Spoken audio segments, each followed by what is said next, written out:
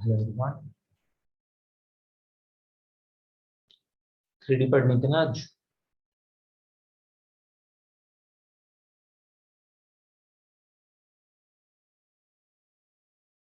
फिर Yes. PMC खत्म हो गया था। लास्ट क्लास में अच्छा अच्छा।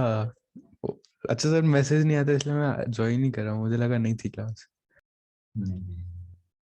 क्लास तो आदित्य अब डेली होगी, मतलब ओके सर। बहुत एक कम ऐसा होगा कि अब कोई भी ऑफ हो, क्योंकि लास्ट मंथ मेरा काफी हेक्टिक था और शादियां ओके थी सर, घर में ओके मेरे सर। काफी, तो इसलिए छुट्टियां हो गई, अदरवाइज नहीं।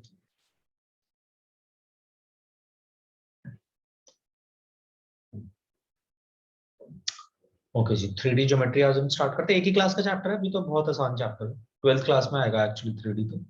जैसे मैंने आपसे डेरिवेटिव्स के बारे में बोला कि 12th क्लास में आएगा डेरिवेटिव्स, तो डिफरेंशिएशन तो सिमिलरली 3D तो 12th क्लास का चैप्टर है।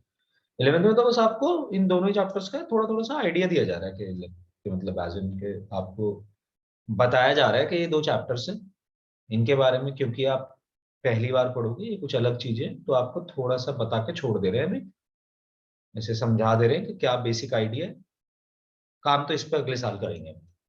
तो वैसे ही अगर हम डेरिवेटिव की बात करें तो डेरिवेटिव्स में भी हमें बस फॉर्मूले फॉर्मूले वॉर्मूले पढ़ाए गए, जैसे बेसिक के भाई ये फॉर्मूले हैं और इनको अप्लाई करना है, और आप देख लीजिए इन्हें अप्लाई अप्लाई करना सीख लो, बेसिक बेसिक रूल्स।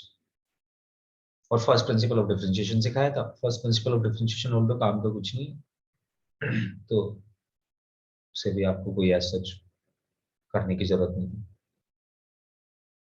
तो बेसिक रूल सिखाए गए थे बस। वैसे ही आपको 3 डायमेंशनल ज्योमेट्री में भी बेसिक रूल से सिखाना चाहूंगा। अभी मैं 3 डायमेंशनल ज्योमेट्री पढ़ा रहा था परसों, तब मैंने एक चीज सोची थी कि मैं कुछ बना के लेके आऊंगा, बट को याद नहीं रहा मेरा शेड्यूल।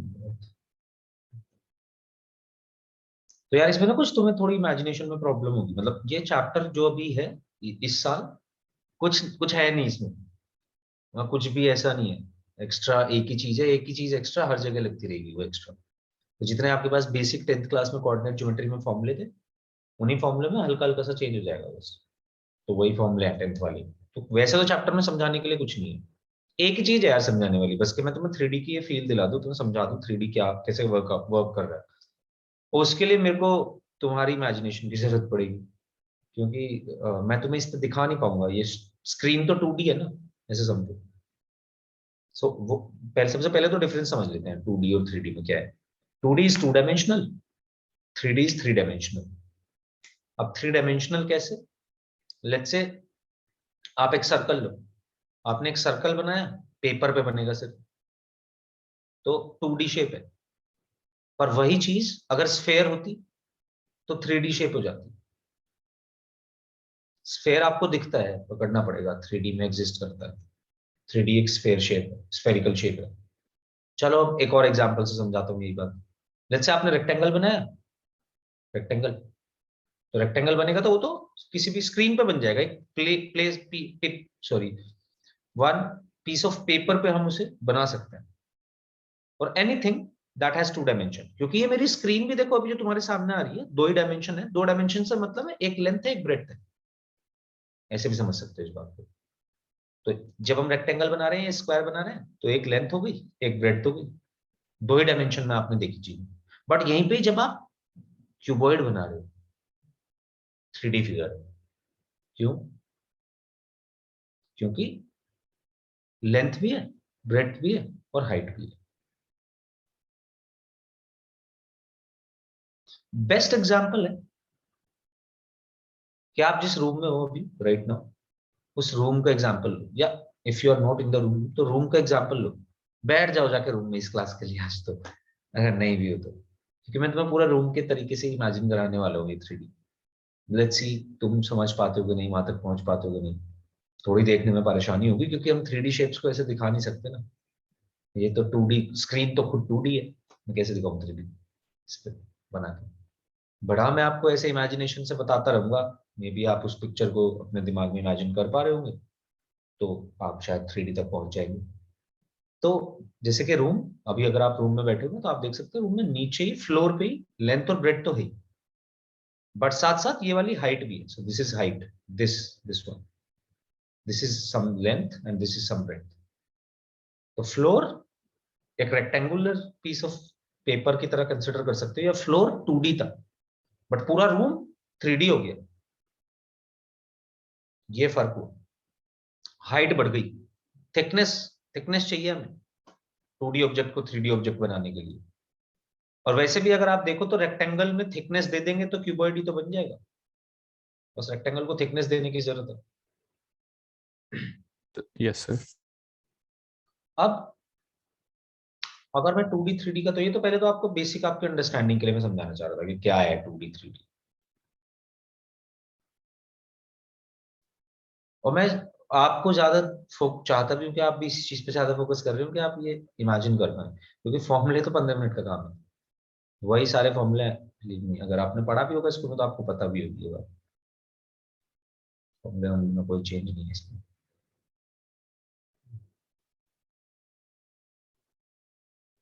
तो 2D हमारा कुछ ऐसा होता है. पहले मैं आपको एक बार 2D एक्सप्लेन करना चाहूंगा, सारी चीजें 2D. गड़बड़ करोगे अगर 2D के कॉन्सेप्ट सही से नहीं पता है 3D में, तो 2D समझ लो 3D आ गया. बस इमेजिन करने वाला काम टफ है थोड़ा सा. 2D में कोई भी पॉइंट होता है P, x, y की तरह दिया जाता है.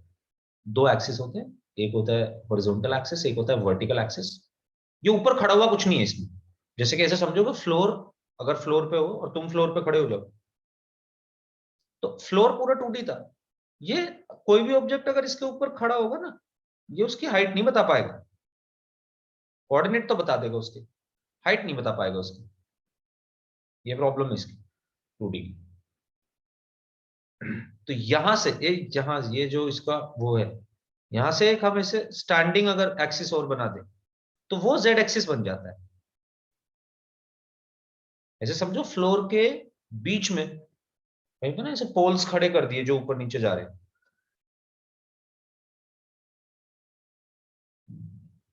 अब ये 3D यस बन गया. ऑक्टेंट बन जाएंगे 8. ये 8 ऑक्टेंट्स. आप ऐसे समझिए कि मैं आपको, आप अब आपने जो ये पोल खड़ा करना है ना, ये पोल मैं बताऊंगा आपको कहाँ पे खड़ा करना है अपने रूम के अंदर. और रूम्स के एग्जांपल्स हैं. अब हमें 8 रूम्स एक साथ कंसिडर करने हैं. मैं उनकी पोजीशंस बताऊंगा आपको पहले, तो कौन कौन से 8 रूम्स की मैं बात कर रहा हूँ. फिर मैं आपको उस पूरे सिस्टम का ओरिजिन बताना चाहूंगा. बट उसके लिए आप अगर इस 2D को समझ लो मेरे साथ, तो यहां से हमारा काम काफी आसान हो सकता है. So I am talking about this axis which is perpendicular to both X and Y. ये ऐसे इसके अंदर से पास कर रही है, ये खड़ी है. जब ये खड़ी होगी तो देखो ये 8 मेरे पास वो बन जाएंगे. एक तो ये वाला, एक इसके नीचे वाला, ऐसी दो इधर, एक ये वाला ऊपर यहां पे, और एक इसके नीचे, ऐसी दो इधर, एक ये वाला ऊपर और एक ये ऊपर. ये तो देखो मैं दिखाई नहीं सकता तुम्हें, ये तो है ही नहीं. तुम खुद ही देख सकते हो इसको तो. हाँ, मैं तुम्हें दिखाई नहीं सकता एक्चुअली. ऐसी ये वाला और इसके ऊपर, ये दोनों तो दिख ही नहीं रहे हमें. दिखे तो हमें उधर के भी दोनों नहीं, पर उधर में फिर भी थोड़ा सा समझ आ रहा है, इधर के दोनों तो देखने ही पड़ेंगे. ये नीचे वाला, ये वाला पॉइंट, और इसके ऊपर वाला. अब इसी 8 को, ये जो 8 ऑक्टेंट्स बने हैं, मैं 8 रूम्स की तरह मानता हूं. मैं ऐसे मानता हूं कि जैसे मेरा ये रूम है.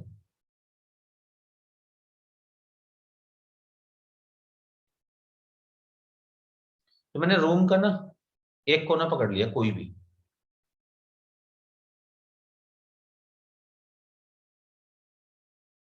लेट्स से मैंने ये कॉर्नर लिया. आप जो कॉर्नर लेना चाहते हो वो ले सकते हो. तो मैं क्या करूंगा, इसी के, ये कॉर्नर के तीनों साइड रूम बना दूंगा. देख भाई, मैं ना अभी डायरेक्शन से बता रहा हूं. मैंने वो वाला कॉर्नर लिया, जैसे ये मेरा रूम है, मैंने ये वाला कॉर्नर ले लिया नीचे वाला. और तो मैंने इसके ना जो भी 3 एडजेसेंट साइड्स थी, तीनों पे रूम लगा दिए सेम साइज के.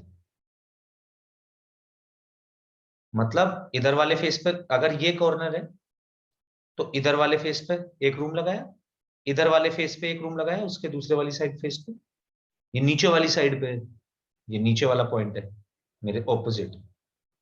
तो यहाँ पे इसके जो दोनों फेस थे, जिन दोनों फेस से ये इंटरसेक्ट करके ये पॉइंट बन रहा है, यानी कि 4 वॉल्स जो थी मेरी, उन 4 वॉल्स में से 2 वॉल्स के एडजेसेंट पे 2 रूम लगा दिए. और अब जो जगह बची वो फोर्थ वाली डायगनली ऑपोजिट, उस पर भी एक रूम लगा दिया। ये 4 रूम लग गए और इनके 4 नीचे जस्ट 8 रूम लगा दिए। और इन 8 के बीच में जो पॉइंट आ रहा है, ये जिसकी मैं बात कर रहा हूं, ये हमारा ओरिजिन है और ये 8 ऑक्टेंट है। तो पहली चीज, जैसी आपने एक्स वाई जेड एक्सिस बनाया तो आपने 8 ऑक्टेंट्स बनाए। जैसे आपका 2D प्लेन किसी भी पीस ऑफ पेपर को 4 हिस्सों में बांटता है, वैसे ही आपका 3D प्लेन किसी भी स्पेस को, क्योंकि 3D तो स्पेस को बांटेगा, तो वैसे ही हमारा 3D प्लेन किसी भी स्पेस को 8 पार्ट्स में डिवाइड कर देगा। तो क्या आपको ये ऑक्टेंट्स दिखे? Yes sir. What about you, Raj? Yes sir. Sir वो आइडिया मुश्किल थोड़ा होते हैं बहुत काफी देखने। ऑलरेडी है, कॉज लाइक फोटोशॉप उन सब से सीखा हुआ है थोड़ा बहुत। Oh nice. बस ये 8 ऑक्टेंट्स बनते हैं। अब इन 8 ऑक्टेंट्स के बारे में अगर हम बात करना चाहें तो यही आइडिया दिला रहा था यार, और तो सब फिर हल्का ही है, सब चीजें सेम ही है। चलो पहले 2D हल्की से रिवाइज कर लो फिर क्वेश्चंस करने के लिए। तो मान लो कोई भी पॉइंट एक्स एक्सिस पे होगा तो कैसा होगा?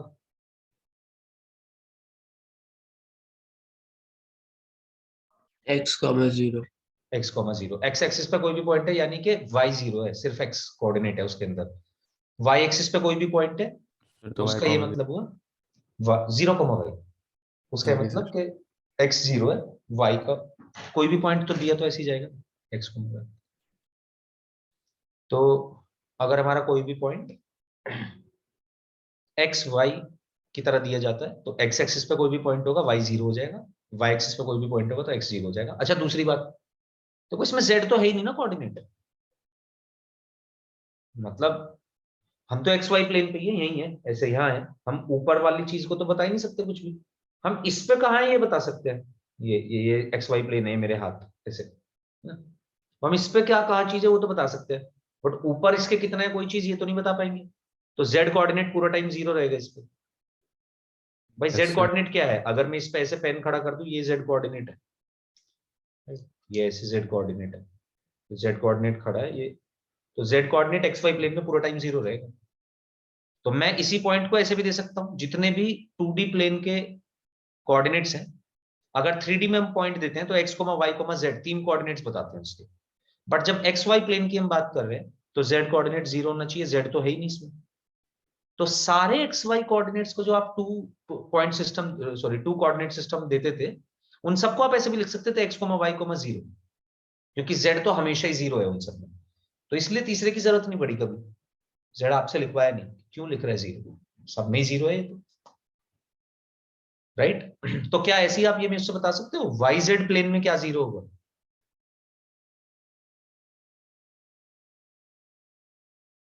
जैसे ये एक्स वाई प्लेन था, ऐसे वाई जेड प्लेन भी बन रहा है, ऐसे एक x y plane x z plane भी बन रहा है। सर एक्स जीरो हो जाएगा। वाई जेड प्लेन में एक्स जीरो हो जाएगा and x z plane same. Sir y. तो अगर हमें कोई एक्स जेड प्लेन में पॉइंट बताना हो तो कैसे बताएं? Sir x zero and z. चलो ओके कूल, ठीक है। अब शुरू करते हैं 3D। तो सब पुरानी बातें थी और ये सब आपके समझाने के लिए चीजें थी। 3D geometry. तो 3D ज्योमेट्री में सबसे पहले थोड़ा सा एक तो फिगर बना लो। Figure is something like this. This is our y-axis. This is our x-axis, and this is our z-axis. इस तरीके से दिखा देते हैं x y z axis को. Any point P is given as x, y, z. मेरा z के जैसा लगता नहीं तो इसलिए मैंने इस तरीके से लिख दिया, कट कर दिया। Just 1 second.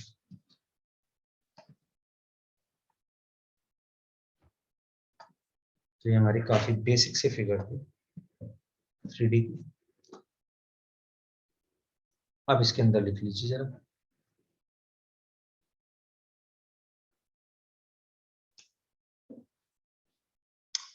Three mutually perpendicular lines, ये तीनों आपस में एक दूसरे के परपेंडिकुलर है। Three mutually perpendicular lines in space, three mutually perpendicular lines in space define three mutually perpendicular planes, define three mutually perpendicular planes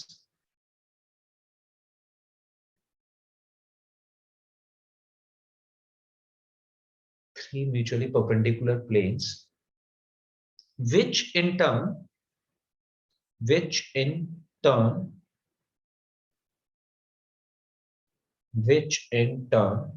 divide the space, which in turn divide the space into 8 equal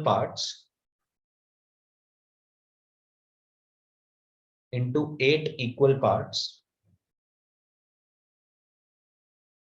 known as octants.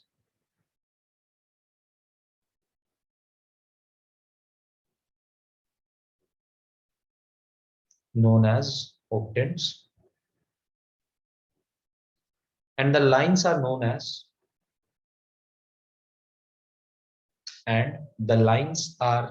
as coordinate axis. Coordinate axis. So coordinate axis is this, ax es, coordinate axis. तीन coordinate axis बन जाते हैं, x axis, y axis, z axis. तीन mutually perpendicular lines तीन plane बनाती हैं, एक x y plane, एक वाई जेड प्लेन एंड एक एक्स जेड प्लेन। और ये तीन प्लेन्स आपके 8 पार्ट्स में डिवाइड कर देते हैं स्पेस को, जो कि ऑक्टेंट्स बोले जाते हैं, right. Now we have to understand the table of these octants. जैसे आप जानते हो कि 2D में हमारे पास पॉइंट्स होते थे तो उनमें क्वाड्रेंट्स बनते थे, 4 बराबर हिस्सों में बांटते थे तो क्वाड्रेंट्स बोलते थे। फर्स्ट क्वाड्रेंट में एक्स और वाई का साइन कैसे होता था, याद तो होनी चाहिए ये बात, पॉजिटिव। पॉजिटिव। सेकंड वाले क्वाड्रेंट में क्या हम ये बता सकते हैं चारों के लिए, फटाफट बता दो। जैसे फर्स्ट के लिए पॉजिटिव पॉजिटिव, सर बोल बोल। सर सेकंड के लिए पॉजिटिव नेगेटिव। युवराज सही है। सर मतलब एक्स नेगेटिव वाई पॉजिटिव। तो नेगेटिव पॉजिटिव हो जाएगा ना। यस। थर्ड आदित्य बता। Sir positive negative and negative negative.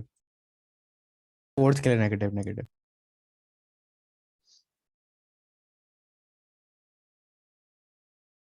Fourth में नेगेटिव नेगेटिव होता है, यस कहाँ सर। कहाँ फोर्थ होता है ये?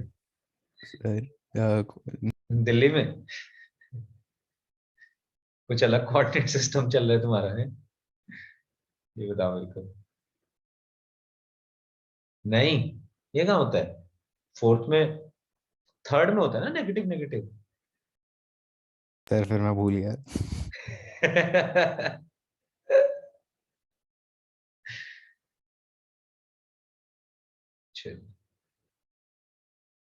मुझे लग रहा है हौज का साकेत वालों का ना कुछ थोड़ा अलग है कोऑर्डिनेट सिस्टम। नहीं सर, नोएडा सर।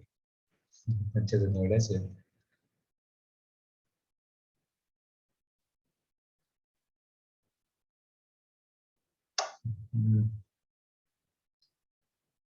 तो हमें डालने ऑक्टेंट, ये एक्स का साइन, ये वाई का साइन, ये जेड का sine. First, second, third, fourth, fifth, sixth, seventh, eighth.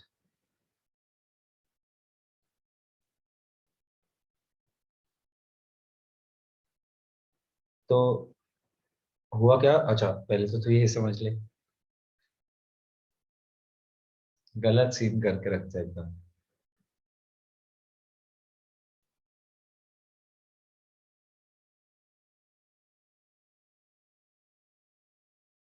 Okay तो देख ऐसे समझ, इसको याद नहीं करने। तो ये थोड़ी प्रॉब्लम हमारे सिस्टम में भी है वैसे, ऐसी बात नहीं है, तुझे नहीं बोलना चाहेंगे हम सारी बातें, बट हाँ थोड़ी प्रॉब्लम तो अपनी भी होती है, ऐसे समझना होता है, ऐसे समझनी है चीजें, याद करेगा तो भूल ही जाएगा कभी ना कभी। तो ये ऐसी तो बनता है देख, ये दोनों क्वाड्रेंट में। अच्छा इधर बता, एक्स नेगेटिव ही होते हैं ना सारे, यस सर। और इधर नीचे वाई नेगेटिव होते हैं। अब तूने हाँ कोई सर। भी क्वाड्रेंट लिया तो क्वाड्रेंट में तू ये देख ले वो कौन सी दो लाइन से बन रहा है, और क्वाड्रेंट में कोई भी कोऑर्डिनेट एक्स कोमा वाई की तरह दिया जाएगा। तो अगर तू एक्स कोमा वाई की बात करे तो यहाँ पे देख, पहला क्वाड्रेंट पॉजिटिव वाले एक्स और पॉजिटिव वाले वाई से बन रहा है, इसलिए पॉजिटिव पॉजिटिव है। अच्छा सर, दूसरा समझ गया। क्वाड्रेंट नेगेटिव पॉजिटिव होगा। हाँ सर। अब third, sir negative negative, fourth positive negative. Positive negative, बस ये देखना है। तो अब अगर तेरे को ये याद होगा तो देखो ऑक्टेंट का बहुत आसान हो जाएगा, कि पहले चार ऑक्टेंट्स में भर दे। जैसे मतलब ये समझो कि जैसे तुम्हारे क्वाड्रेंट्स बने, पहले क्वाड्रेंट ही बने क्योंकि पहले 2D हुआ, उसके मतलब था तो सब 3D, पर आइडेंटिफाई करने में थोड़ा टाइम लगा ना 3D। अच्छा हम इसको ऐसे देखना चाहिए, तो पहले 2D बना, 2D बना तो 2D में हमने चार क्वाड्रेंट के सिस्टम बना दिए। जो ये चार क्वाड्रेंट के सिस्टम है, ऑक्टेंट में पहले यही चार,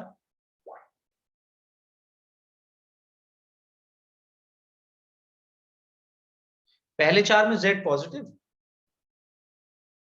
मतलब अपने चारों क्वाड्रेंट्स पॉजिटिव वाले Z के साथ ले लिए, ये प्लेन था तो इसके ऊपर वाली साइड के जो चार ऑक्टेंट थे वो ले लिए, और जो इसके नीचे वाले चार ऑक्टेंट है वो अभी आगे ले लूंगा, यानी कि चार, यही चारों चीजें सेम, कि फिर से चार क्वाड्रेंट चलने शुरू हो गए। बस अब सारे क्वाड्रेंट्स के साथ Z नेगेटिव होगा, याद हो जाएगा ये। पहले यस चार सर। क्वाड्रेंट्स, चारों में Z पॉजिटिव, फिर से चार क्वाड्रेंट्स, चारों में Z नेगेटिव। तो ऐसे हम इसको याद कर सकते हैं, पर तेरे को पहले ये याद होना चाहिए देख के चारों क्वाड्रेंट कैसे सर हैं। हाँ sir.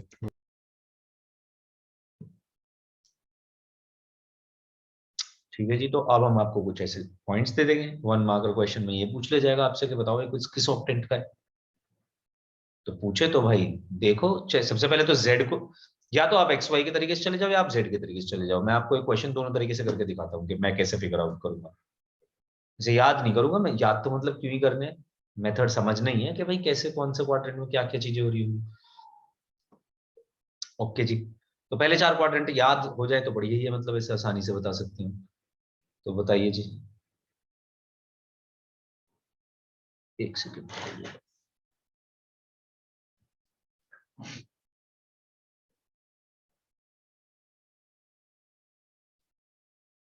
Find the octant in which the point lies. अरे मैं भूल गया युवराज, परसों ही मेरी क्लास थी पता है यहीं पे 3D की, और मेरे को याद ही नहीं रहा कि तुम्हारा परसों ही थी ना। हाँ परसों संडे था ना, हाँ परसों मेरी क्लास थी बस, और मेरे को याद ही नहीं रहा कि तुम्हें भी 3D पढ़ाना है, तो मैं तुम सबको भी बुला सकता था, बट सेम ही चीजें हमने पढ़ाई हैं अभी बिल्कुल, परसों गड़बड़ हो गई, एक एक्स्ट्रा क्लास भी लग जाती तुम्हारी और हमारा एक चैप्टर भी खत्म। खैर, find the octant in which the point lies, और पॉइंट्स हमें दिए गए हैं 3 2 -4। पहले मैं आपको एक दो पॉइंट्स निकाल के दिखाता हूँ कि कैसे वर्कआउट करो फटाफट। तो सबसे पहले या तो आप Z से चले जाओ, चलो पहले Z वाला मेथड से बात करते हैं। तो Z से गए तो Z नेगेटिव है, यानी कि नीचे के चार क्वाड्रेंट में कोई सा है, ठीक है।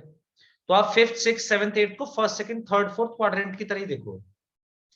अब आपने देखा ये 3,2 है, तो एक्स और वाई दोनों पॉजिटिव है, एक्स और वाई दोनों पॉजिटिव है, इसका मतलब फर्स्ट क्वाड्रेंट है। Z नेगेटिव है तो फिफ्थ क्वाड्रेंट होगी ये बात, ये फिफ्थ ऑक्टेंट हो गया ये मतलब।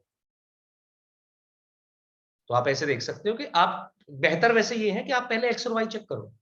एक्स और वाई आपने चेक किया, देखा दोनों पॉजिटिव है, तो या तो फर्स्ट क्वाड्रेंट हो सकता है या तो फिफ्थ क्वाड्रेंट हो सकता है, या तो फर्स्ट ऑक्टेंट हो सकता है तो फिफ्थ ऑक्टेंट हो सकता है, क्योंकि फर्स्ट क्वाड्रेंट है, दोनों पॉजिटिव आ रहे हैं, या तो फर्स्ट या फिफ्थ डिपेंडिंग ऑन Z का साइन। Z नेगेटिव है तो फिफ्थ हो गया, आप देख लो फिफ्थ में प्लस प्लस माइनस ही आ रहा होगा।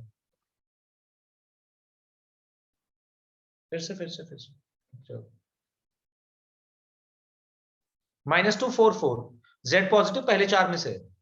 अब नेगेटिव पॉजिटिव x नेगेटिव है y पॉजिटिव है। x negative y positive second quadrant में होता है, यानी कि या तो सेकंड हो सकता था या सिक्स्थ हो सकता था, पर z ऑलरेडी मैं आइडेंटिफाई कर चुका हूं तो सेकंड है।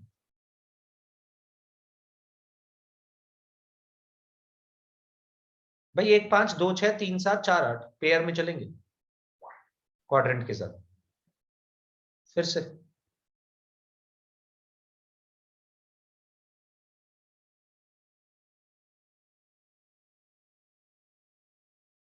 So तो ये याद करना पड़ेगा।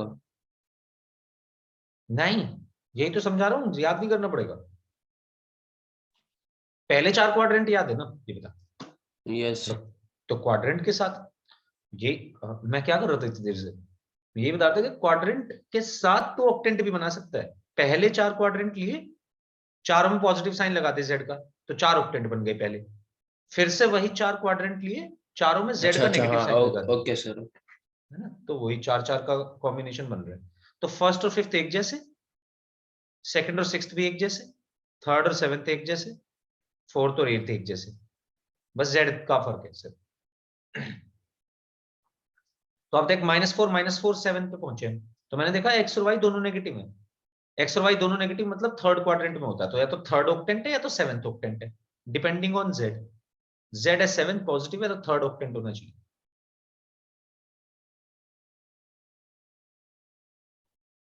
फिर से पहुंचा जी 4 -2 -4। पहले दो को देखा, एक्स पॉजिटिव है वाई नेगेटिव है, फोर्थ क्वाड्रेंट में होता है ऐसा, तो या तो फोर्थ या एट्थ। एट्थ है क्योंकि जेड नेगेटिव। हाँ भाई समझ गए आइडेंटिफाई करना कैसे, हमें ऑक्टेंट आइडेंटिफाई यस करना है। सर। Yes sir. आदित्य बताओ फिर। अरे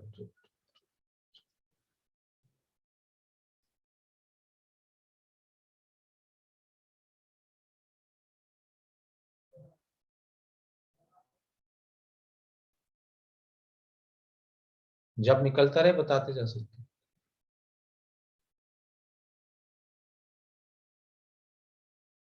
So positive. Sir, I mean first first quadrant. First octant Yes. गलती होती रहेगी ये शुरुआत में। Second fifth. Second I mean F का फिफ्थ। एफ का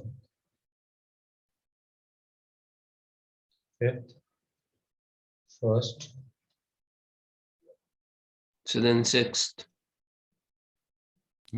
नेगेटिव पॉजिटिव, तो बिल्कुल या तो सेकंड हो सकता है या तो सिक्स्थ हो सकता है। सिक्स्थ तो एट्थ लास्ट एच का। अच्छा नहीं नहीं नहीं नहीं नहीं नहीं, एक मिनट, फोर था। एट्थ तो हो ही नहीं सकता, जेड पॉजिटिव है। यस सर, वही फोर था।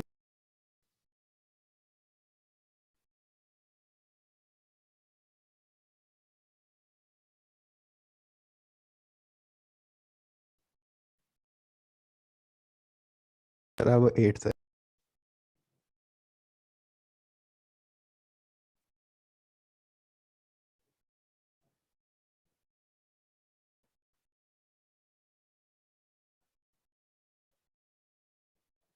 So then so sixth है वो जो last लगा। तो ये नेगेटिव है ये पॉजिटिव है। ओके, या तो सेकंड या तो सिक्स्थ। सिक्स्थ है, ठीक है बस काफी।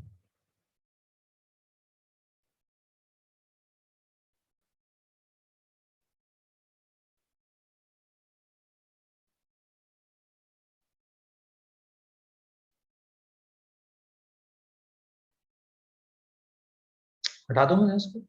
Yes sir. लिखिए coordinates of a point, coordinates of a point in space.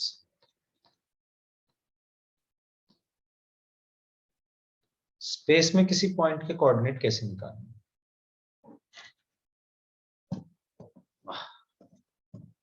तो अगर वैसे हम किसी आर्बिट्रेरी पॉइंट की बात करें, आर्बिट्रेरी का मतलब कि हम कोई भी ऐसी पॉइंट उठा रहे हैं और अगर हम लिखना चाहें तो मतलब किसी भी जनरल पॉइंट को ऐसे भी समझ सकते हैं हम x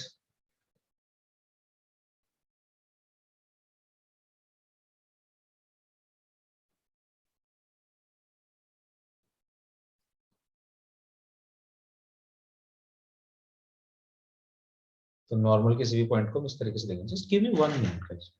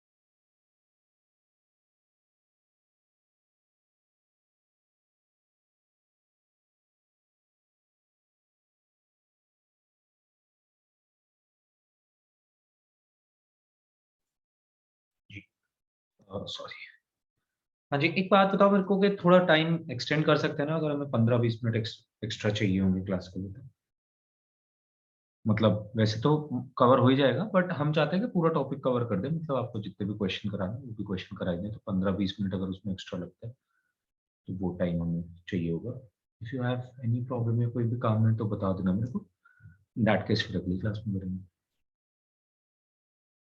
तो कोई भी पॉइंट अगर हम जनरल पॉइंट की बात करते हैं तो वो होगा एक्स वाई जेड की तरीके का राइट अब अगर आपको कुछ स्पेसिफिक कोऑर्डिनेट्स ढूंढने हो पॉइंट्स के स्पेसिफिक पॉइंट्स के कोऑर्डिनेट ढूंढने हो तो आप किस तरीके से बताओगे ये हम आपको बता रहे हैं सो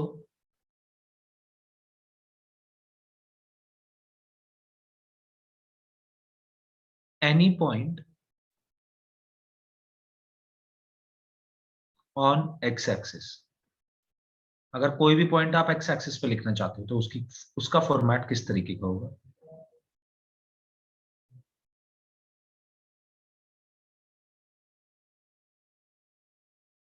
जैसे कि एक्स एक्सिस पे कोई भी पॉइंट सर होगा एक्स तो वो कॉमा होगा जीरो एक्स बिल्कुल या x comma zero y axis 0 comma y comma zero and similarly z axis. Okay.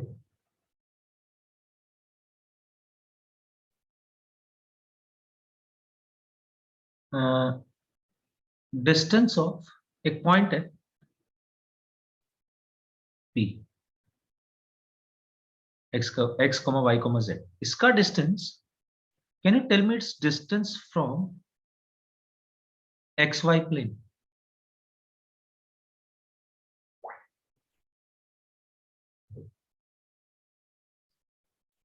तो z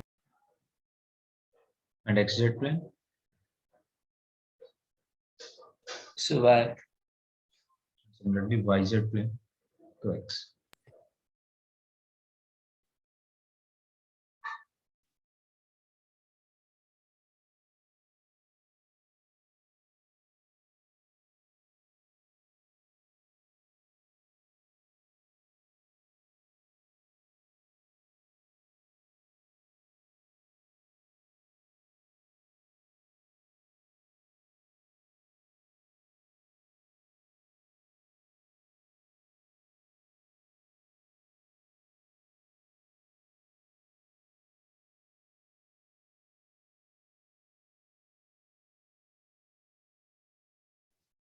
हाँ जी, ये हुआ आपका डिस्टेंस किसी भी पॉइंट का x y plane, y z plane और एक्स जेड प्लेन से.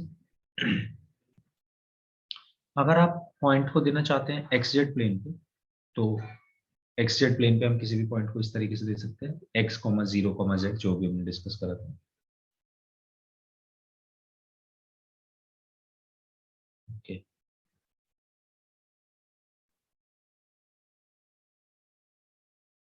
हटा दूंगा इसको, नोट कर yes दो. sir. Yes. अब बात करते हैं जितने फॉर्मूले हमारे यहाँ पे अप्लाई होने वाले हैं. डिस्टेंस बिटवीन टू पॉइंट्स, तो मैंने अभी थोड़ी देर पहले आपसे कहा था कि फॉर्मूले जितने यहाँ पे अप्लाई होने वाले हैं उसमें कोई ज्यादा बहुत बड़ा चेंज नहीं. बस चेंज क्या है कि एक डायमेंशन और एक्स्ट्रा आ गई. तो अगर आपको दो पॉइंट्स के बीच का डिस्टेंस निकालना आता है 2D में, तो आपको दो पॉइंट्स के बीच का डिस्टेंस निकालना आता है 3D में. लेट्स से हमारे पास कोई पॉइंट्स है x1 y1 z1 and q कोई पॉइंट है x2 y2 z2. तो pq डिस्टेंस उसी तरीके से निकलेगा जैसे 2D में निकलता था, x2 माइनस x1 का whole square plus y2 minus y1 का होल स्क्वायर प्लस, बस यहाँ पे एक और एक्स्ट्रा डायमेंशन आ जाएगी z2 माइनस z1 का स्क्वायर. सी, जैसे पॉइंट में एक्स्ट्रा चीज आ गई z, वैसी हर जगह एक्स्ट्रा चीज आती जाएगी z बस.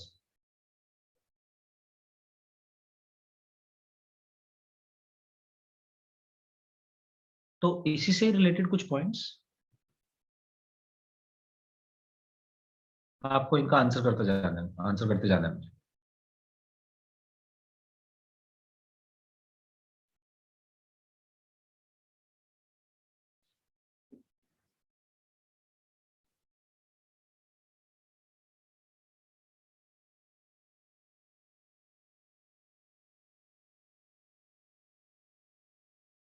किसी पॉइंट का डिस्टेंस ओरिजिन से बता सकते हैं कितना होगा?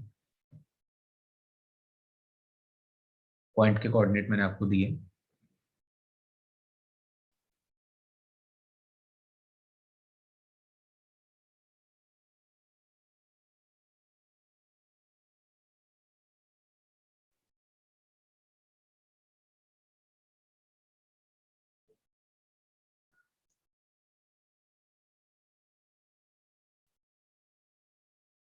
ओरिजिन के कोऑर्डिनेट्स क्या होंगे?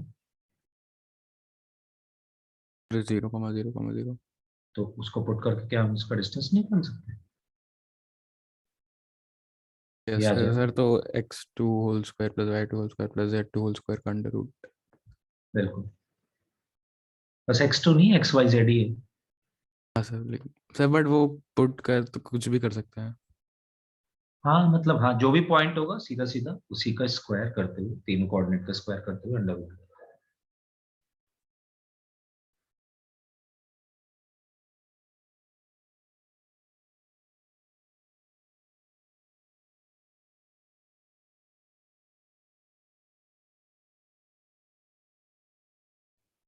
नेक्स्ट, एक्स वाई जेड का किसी पॉइंट का एक्स एक्सिस से कितना डिस्टेंस होगा?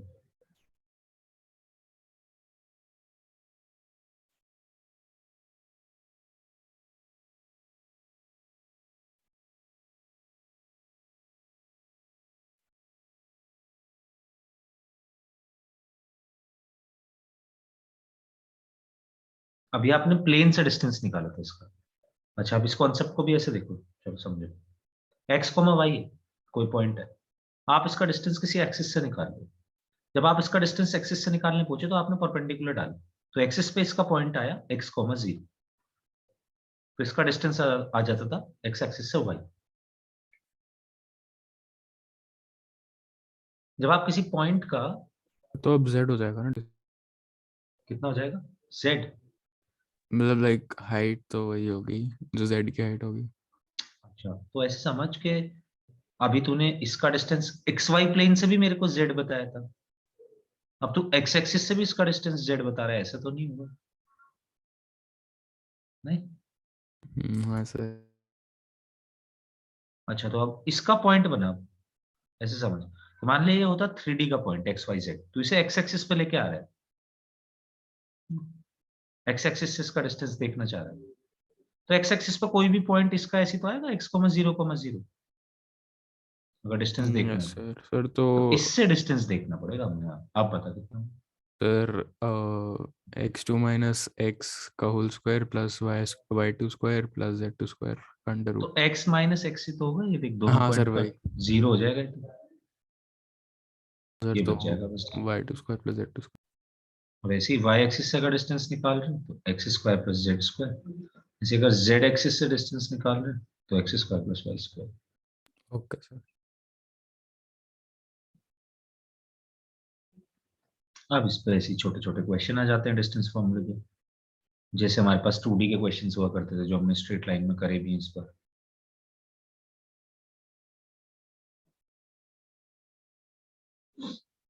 So the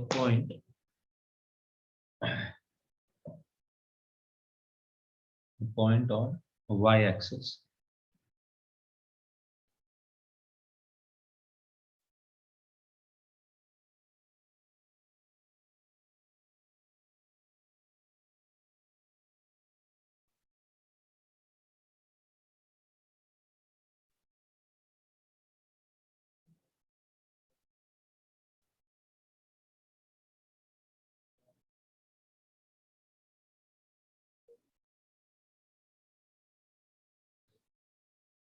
हमसे पूछ रहा है पॉइंट बताओ y एक्सिस पे कौन सा होगा जिसका डिस्टेंस √10 यूनिट है इस पॉइंट से 1,2,3 से।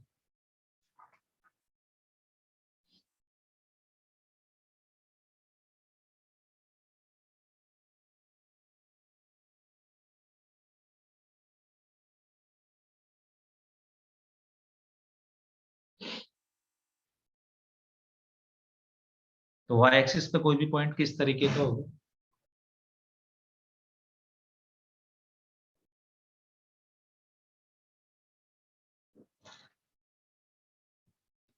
So 0 by 0. 0/0, तो 0/0 का डिस्टेंस 1,2,3 से √10 होना चाहिए। y की वैल्यू आप निकाल लोगे, जैसे ही y की वैल्यू निकालोगे पॉइंट निकल जाएगा y एक्सिस पे। So any point on y axis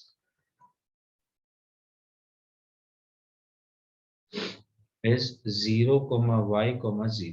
Its distance from 1 to 3 is given, which is √10. To apply the formula directly, यानी कि ये हो जाएगा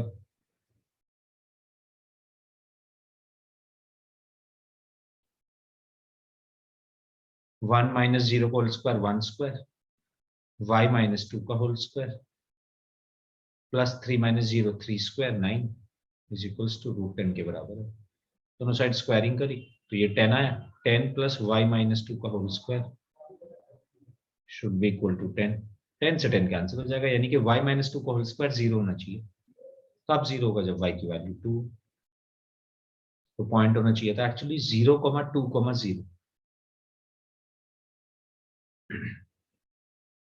और वैसे भी आप इमेजिन करके देखो ना, 0,2,0 पॉइंट का डिस्टेंस 1,2,3 से बेसिकली मैं ये कहना चाह रहा हूँ कि हम ना इस पॉइंट का डिस्टेंस ही वाई एक्सिस से निकालें, वो √10 ही है। इसी पॉइंट का डिस्टेंस अगर वाई एक्सिस से निकालते तो वो √10 आता सीधा। वाई एक्सिस से डिस्टेंस निकालना है तो √1 का स्क्वायर प्लस 3 का स्क्वायर ही तो करना होता है, √10 आता आंसर। और वही दे रखा था तो हमें डायरेक्टली हम यहाँ से भी देख सकते थे ऐसे, दिखता नहीं पहली बार में, क्योंकि हमें तरीका यही पता है करने का।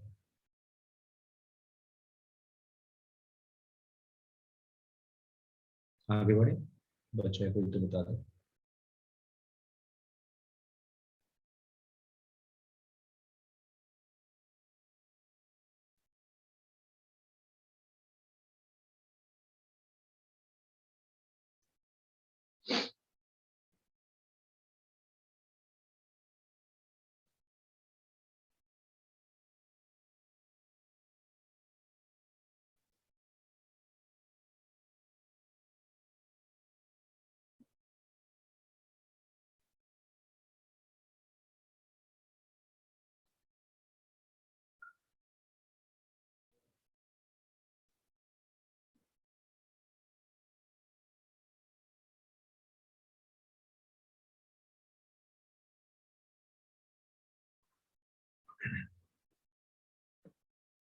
पूछा जा रहा है equation of set of points which are equidistant from the points 1, 2, 3, 3, 2, -1।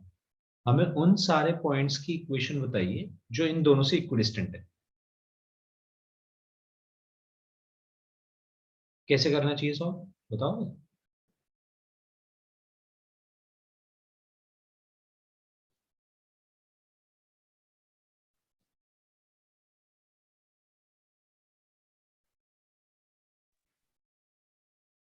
Sir mid point निकालेंगे पहले।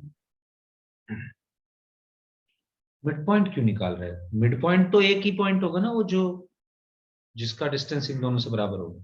हमें पॉइंट्स तो ऐसे बहुत सारे होंगे, लेट्स से ये 2 पॉइंट्स है, तो मिड पॉइंट वाली जो लाइन है ना ये पूरी, इन सब का डिस्टेंस इन दोनों से बराबर आता जाएगा। कोई भी पॉइंट्स ले ले, इस पर परपेंडिकुलर बाइसेक्टर बना दे इनका। तेरे को बेसिकली इनके या तो तू ऐसे सोच रहा था, फिर तेरे को परपेंडिकुलर बाइसेक्टर की लाइन बनानी पड़ेगी। पर 3D में लाइन कैसे बनती है अभी तेरे को नहीं आता, तो उस तरफ तो मत जा। अभी जो चीज पढ़ी है वो सोच, डिस्टेंस पढ़ा है तुमने, और यहाँ पे इक्विडिस्टेंट टर्म का यूज हो रहा है, तो क्यों ना तू वो पॉइंट मान ले अपनी तरफ से कुछ भी, यस सर। और उसका डिस्टेंस दोनों से इक्वेट कर दे। मतलब उसका डिस्टेंस इससे निकाल, उसका डिस्टेंस इससे निकाल, दोनों को इक्वेट कर दे। सॉल्व करने के बाद कुछ इक्वेशन बनेगी, वही है हमारी इक्वेशन।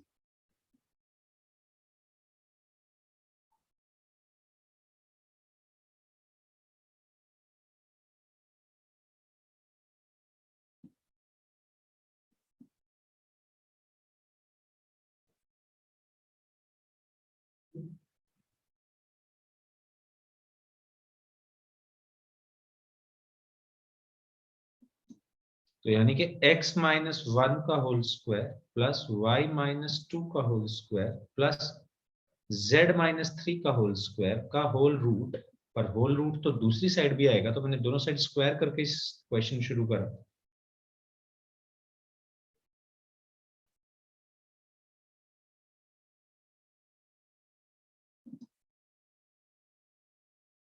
और अब यहां से आप इस पूरी क्वेश्चन को सॉल्व करके मुझे फाइनल आंसर बता दो।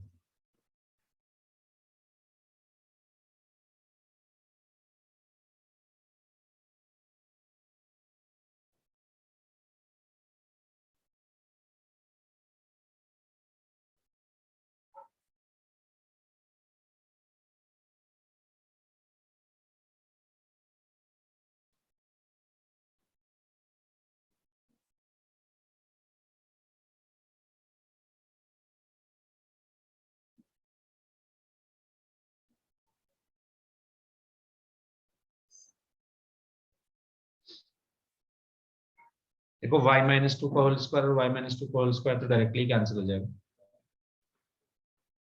तो y पे तो डिपेंडेंट ही नहीं, होना भी नहीं चाहिए, तो दोनों जगह कोऑर्डिनेट सेम है y का।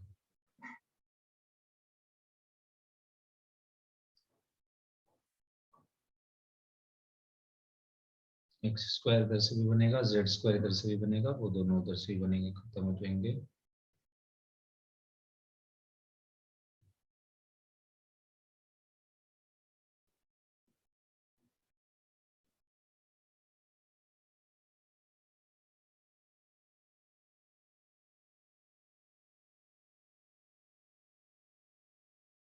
वन और 9 भी कैंसिल, वाह।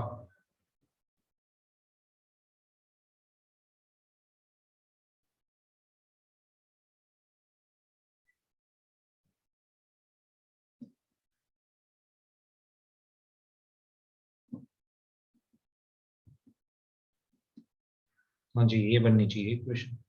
Yes. x minus two z is equals to 0। ये उन सारे पॉइंट्स की इक्वेशन है जो इससे इक्विडिस्टेंट हो गए। आप कोई भी ऐसा पॉइंट ले लो जिसमें x is equals to 2z हो, यानी कि अगर आप x को 1 रखेंगे, y को 2 रखेंगे और z को मतलब x को 1 रख रहे हो तो z को 2 रखना है, तो उसका डिस्टेंस इनसे इक्वल आएगा।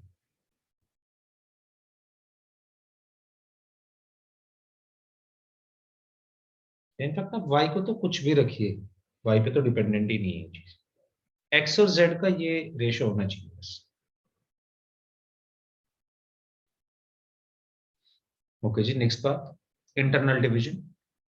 आपको पता है कि अगर दो पॉइंट्स है p और q, x1 y1 x2 y2, और कोई पॉइंट r, उन्हें इंटरनली डिवाइड करता है in the ratio m ratio n, तो हमने ये 2D के लिए फॉर्मूला पढ़ा है स्ट्रेट लाइंस में। वहां पे हमने पढ़ा था x की वैल्यू कैसे निकालते थे, बताओ।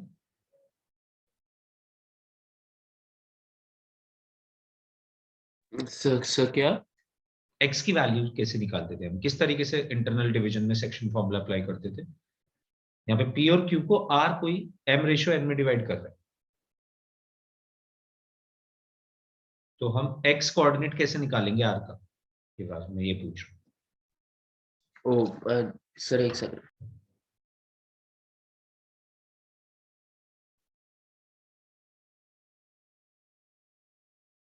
सर ये होता था ना sir x2m plus x1n upon m plus n।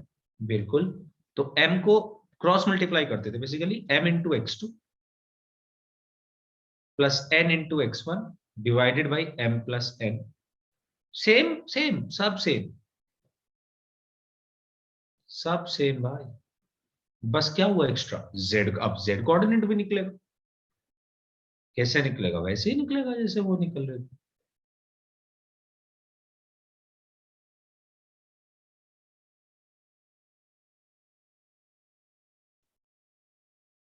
और ये जो m रेशियो n में डिवाइड कर रहा होता है ना, ये बेसिकली डिस्टेंस का रेशियो होता है, P R upon R Q. तब भी समझाई थी मैंने ये बात।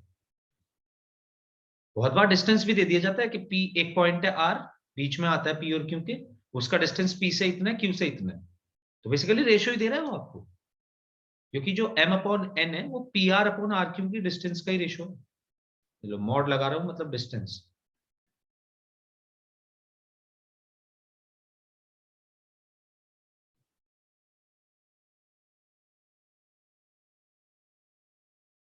हाँ जी, अब दूसरा बता दो इसी में चेंज करते हो, एक्सटर्नल डिवीजन करा है हमने।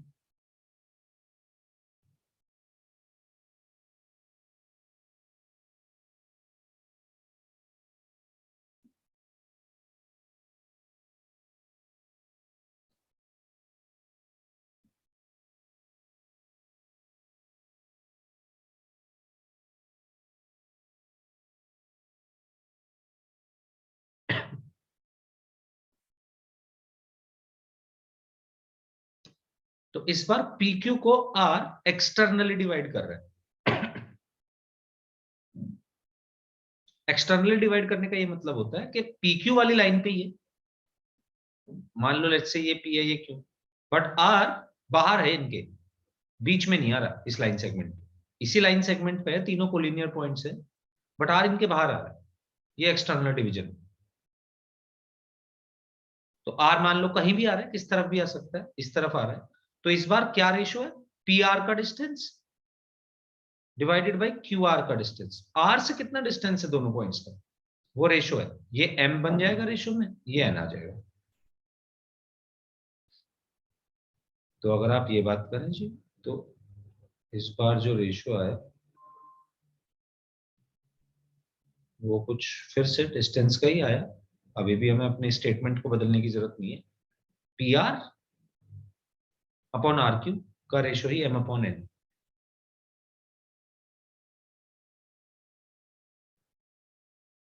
जब इसी काम को 2D में करते थे तो याद है आपको क्या चेंज होता था?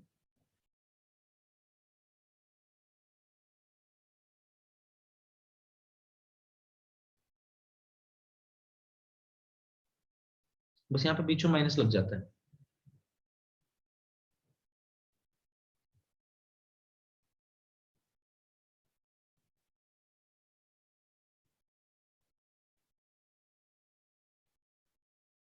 यही फॉर्मूला सेम एक्सटर्नल डिवीजन के लिए बीच में माइनस लग के आता है।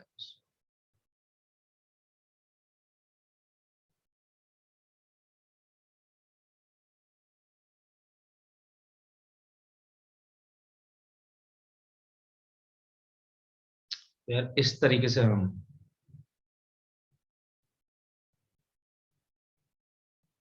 कर सकते हैं अप्लाई सेक्शन फॉर्मूला 3D में भी, जैसे 2D में करते हैं बिल्कुल सेम वैसे ही करना है 3D में भी। मैं ये कह रहा हूँ सारी चीजें सेम है, सारे क्वेश्चन सेम है भाई, सब सेम है। सेम वही काम करोगे जो 2D में करके आए। स्ट्रेट लाइंस में जो तुमने क्वेश्चंस कराए हैं मैंने क्लास में, उन्हीं क्वेश्चंस को बस थोड़ा सा आगे बढ़ा दो, मतलब एक और डायमेंशन में कर लो, बस जेड और उसमें ऐड करो।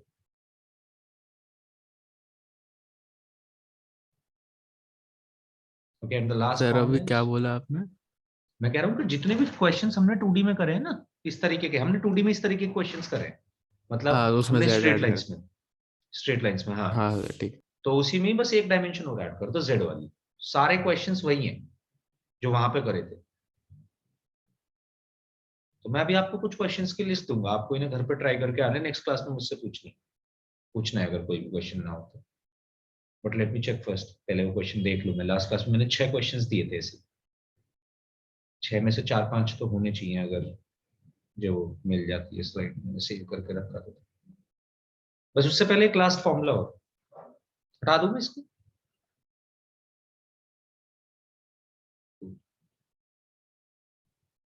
Yes, sir. Centroid of a triangle. तो पहले तो मुझे पता नहीं मैंने आपको ये बात तब बताई थी कि नहीं बताई थी, मुझे याद नहीं। बताई होगी वैसे, ऐसा होगा नहीं। तुमसे पूछना पड़ रहा है क्योंकि तुम्हें उतनी बात बताता हूँ मैं जितनी तुम्हें बतानी चाहिए।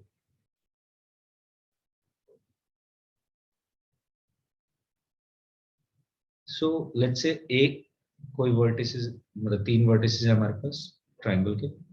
So one vertex is a x1 y1 z1, another is b x2 y2 z2, and the last one is c x3 y3 z3। अगर यही चीज 2D में बन रही होती तो सिर्फ दो दो कोऑर्डिनेट होते हैं हमारे पास। तो सेंट्रोइड एक ऐसा पॉइंट होता है जो जहां पे इसके मीडियंस इंटरसेक्ट करते हैं।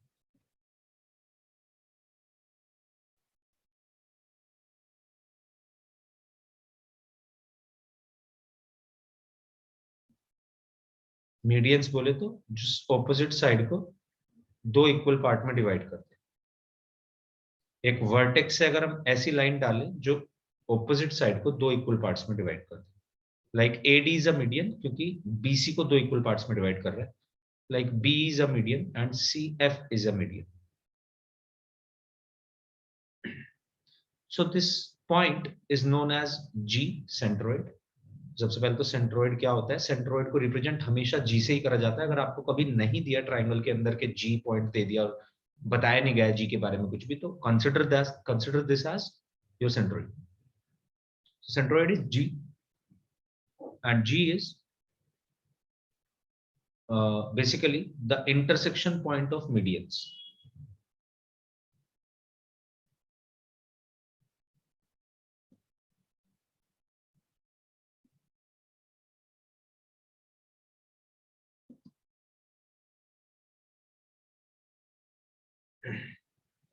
जी को हम निकालते कैसे?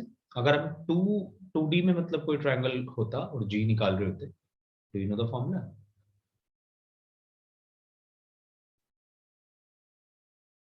Okay, so this is the formula कि आप तीनों x कोऑर्डिनेट को ऐड करिए, डिवाइडेड बाय 3 कर दीजिए, तीनों y कोऑर्डिनेट को ऐड करिए, डिवाइडेड बाय 3 कर दीजिए। ये था फॉर्मूला 2D के लिए। बट क्योंकि अब हम 3D में हैं तो हमारे पास एक और एक्स्ट्रा डायमेंशन आ जाएगी, which is z। So z1 plus z2 plus z3 divided by 3।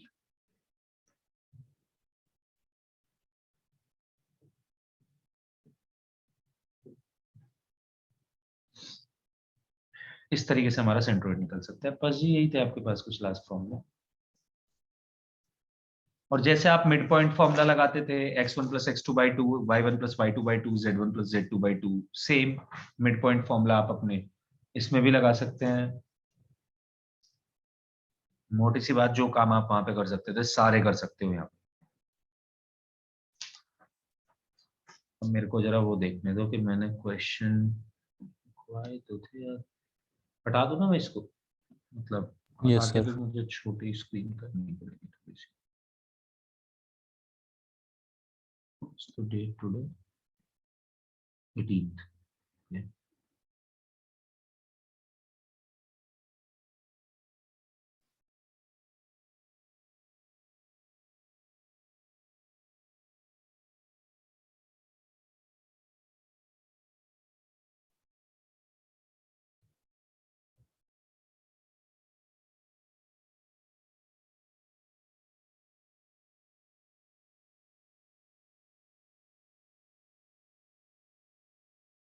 चलिए, बड़ी अच्छी बात है, 4 क्वेश्चन तो मिल गए। हटा देना इसको तो, है ना? एक सेकंड जी। Can you see my screen?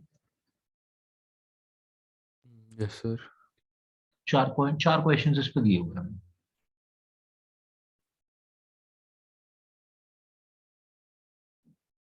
इसके अलावा 2 क्वेश्चन और, तो इसका स्क्रीनशॉट भी ले सकते हो और अगर चाहो तो लिख सकते हो, आपकी चॉइस है। अगर स्क्रीनशॉट ले रहे हो तो मेरे को बता दो, 2 क्वेश्चन मैं और लिखवा देता हूँ। 6 क्वेश्चन आपको ट्राई करने हैं। तो अगर आप लिख रहे हैं तो in that case hand raise करके रख सकते हो, जिससे कि मुझे पता चल जाए कि आपका। Sir, ले लिया screenshot. Yes.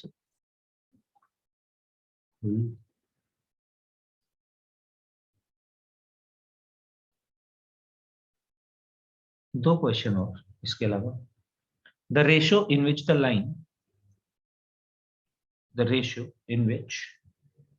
Line joining the ratio in which the line joining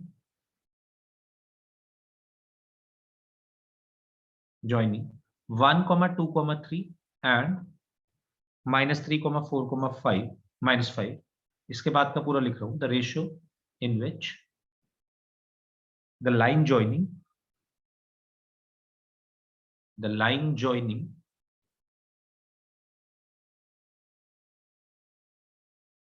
उसके बाद पूरा लिखा हुआ है क्वेश्चन। आपको रेशियो निकालना है ये।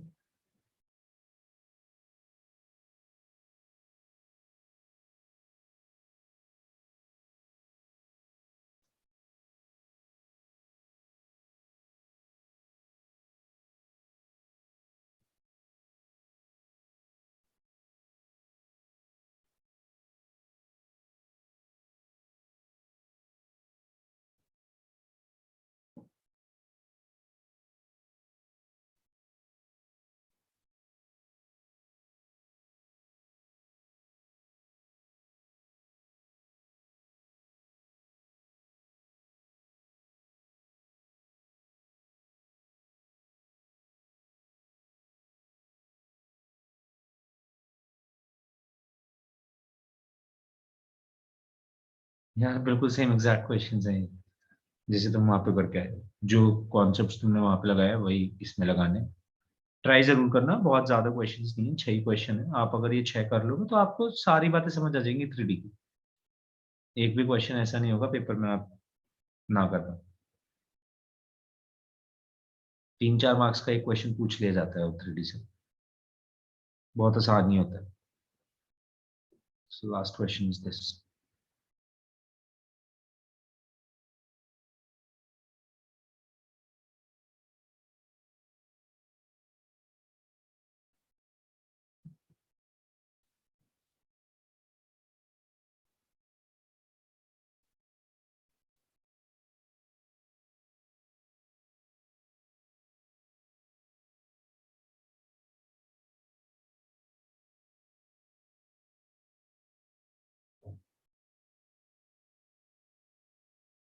सर सेकंड लास्ट क्वेश्चन क्या था?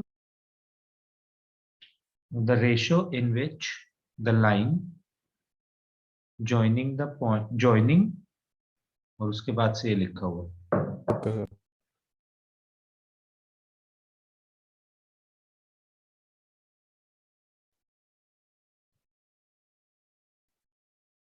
as soon as you are done you can leave the class. Okay sir, thank you. Okay. Thanks. Okay. Bye.